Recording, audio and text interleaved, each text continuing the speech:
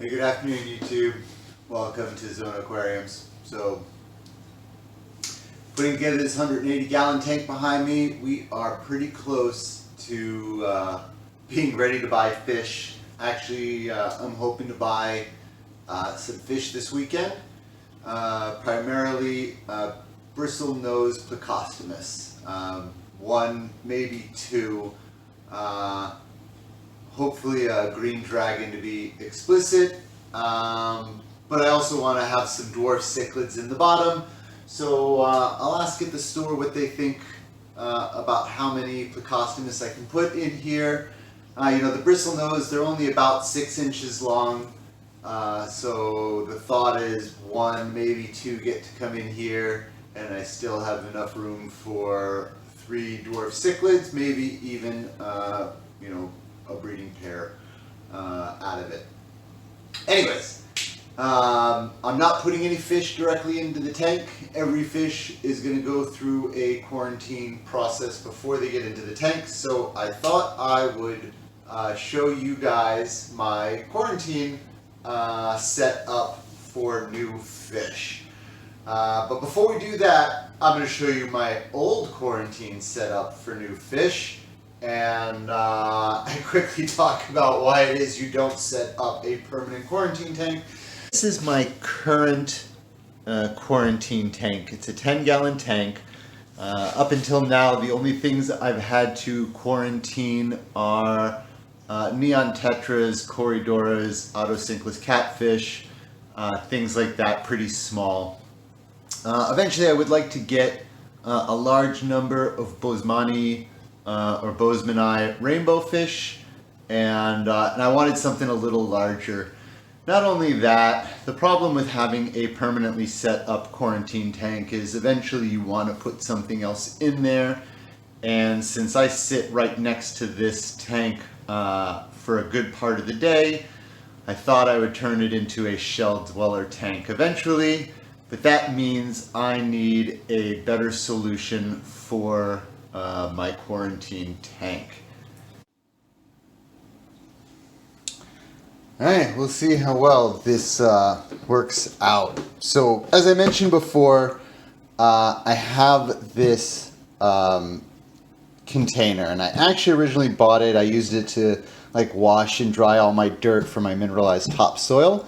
But then I saw a YouTube video once again from Girl Talks Fish, and she talked about her temporary quarantine tank, and I'm sure this is a pretty common idea, but that is where I saw it from. And so the idea was, I took the lid and I drilled all of these holes into it for airflow.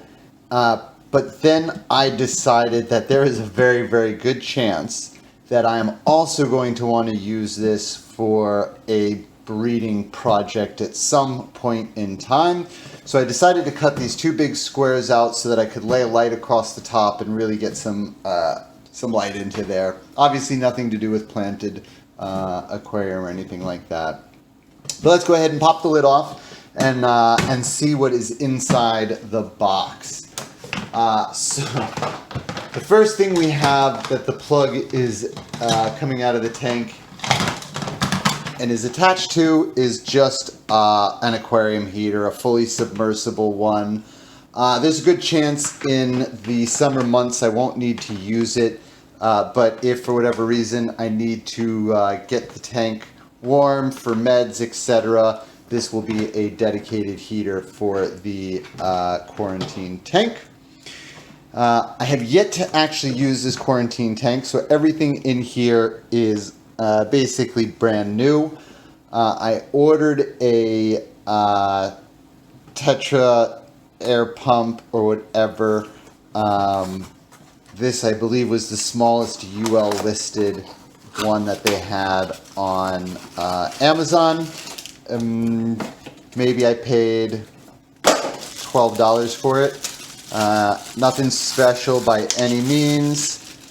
There we go, get rid of that. Single outlet, perfect, just enough to run a sponge filter in my quarantine tank.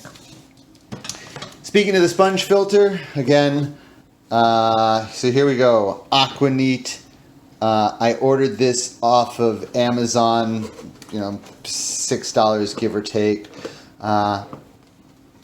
Let's go ahead and see what it looks like.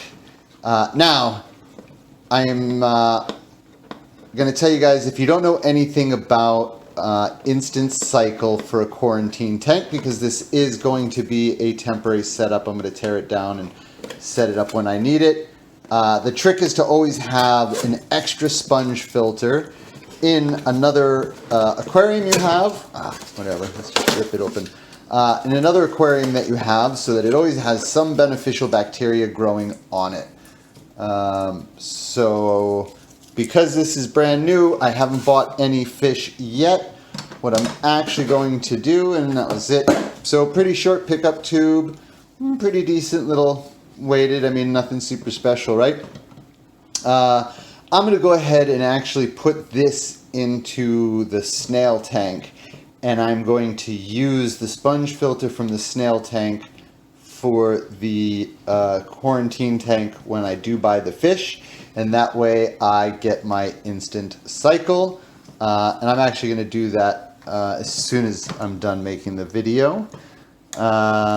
A couple other things that I have in here, and it came, by the way, with a splitter if you want to have it feed to. I do not.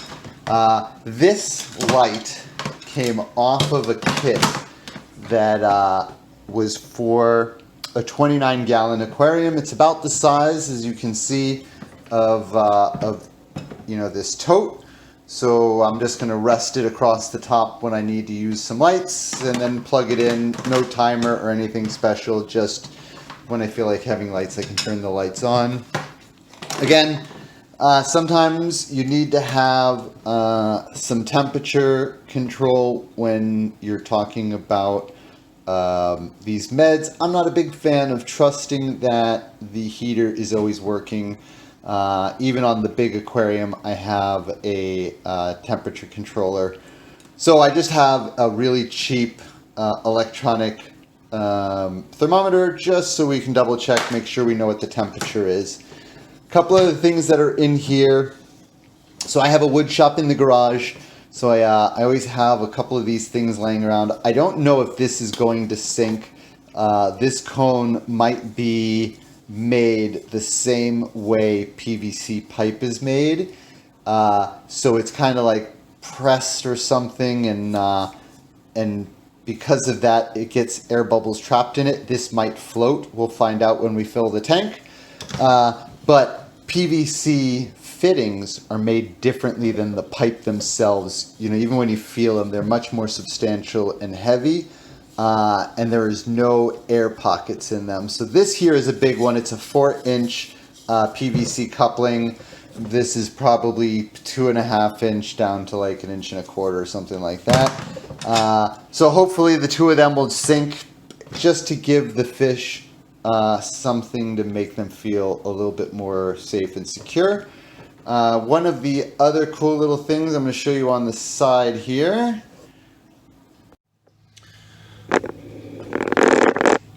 So I don't know if you can see, but there are lines up the side of the container, and each of these lines represents 2 gallons. 2, 4, 6, 8, 10, 12, 14, 16 is full. And the reason why we have these lines are, again, so that I can use the Python to quickly fill it and control the exact amount of water that's in there for the purpose of medication, because this is first and foremost a quarantine tank.